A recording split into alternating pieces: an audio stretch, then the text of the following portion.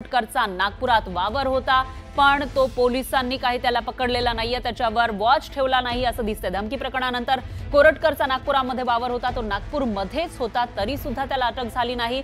गुन्हा दाखल झाल्यावर कोरटकर हा नागपूरमध्येच होता, तो माध्यमांना बाईट देत होता, माध्यमांसमोर येत होता, मात्र पोलीस काही त्याच्यापर्यंत पोहोचू शकत नाहीयेत। प्रशांत कोरटकरच्या घराला पोलीस संरक्षण देण्यात आलं होतं ज्यावेळेला हा गुन्हा दाखल झाला, त्याच्यानंतर मात्र पोलिसांनी काही त्याच्यावर नजर ठेवली नाही असं दिसतंय। 25 तारखेला कोरटकर हा नागपूरमधून फरार झाल्याची माहिती समोर आलेली होती मागच्या महिन्यामध्ये 25 तारखेला, आणि अंतरिम जामीन मिळाल्यावर कोरटकर हा नागपूरमध्ये होता अशी ही माहिती समोर आलेली आहे। म्हणजे जेव्हा त्याला जामीन मिळाला त्याच्यानंतर तो आपल्या होमटाउन मध्ये गेला होता, नागपूरमध्ये गेला होता, तरी सुद्धा पोलिसांनी मात्र त्याच्यावर काही वॉच ठेवल्याचं दिसत नाहीये। 14 मार्चला कोरटकर नागपूरच्या घरी येऊन गेल्याची माहिती सुद्धा समोर येते।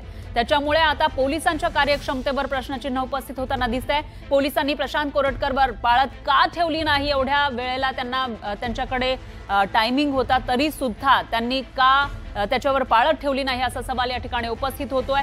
कारण कोरटकरने छत्रपती शिवाजी महाराजांचा अपमान केला होता, संभाजी महाराजांचा अपमान केला होता। दरम्यान आपण बघितलं पुढचा जर त्याचा हा जो काही दिनक्रम आहे त्याच्यामध्ये नागपूरला जाऊन सुद्धा कोरटकर हा सापडला नाही असं दिसतंय।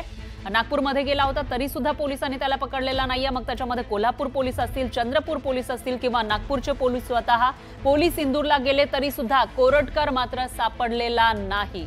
त्याच्यामुळे आता हा कोरटकर नेमका का सापडत नाही असा सवाल उपस्थित होतोय। अंतरिम जामीन रद्द होताच कोरटकर हा पुन्हा नागपूरमध्ये आलेला होता, त्याच्यानंतर सुद्धा त्याला पकडलेला नाहीये, तर पोलिसांनी प्रशांत कोरटकरवर पाळत का ठेवली नाही असा सवाल यामुळे उपस्थित होतोय। त्याला जामीन मिळालेला होता, जामीन रद्द झाला होता, त्याला दिलासा मिळाला नाही, तरी सुद्धा पोलीस त्याला पकडण्यामध्ये अपयशी का ठरतायत असा एक मोठा सवाल या ठिकाणी उपस्थित होतोय।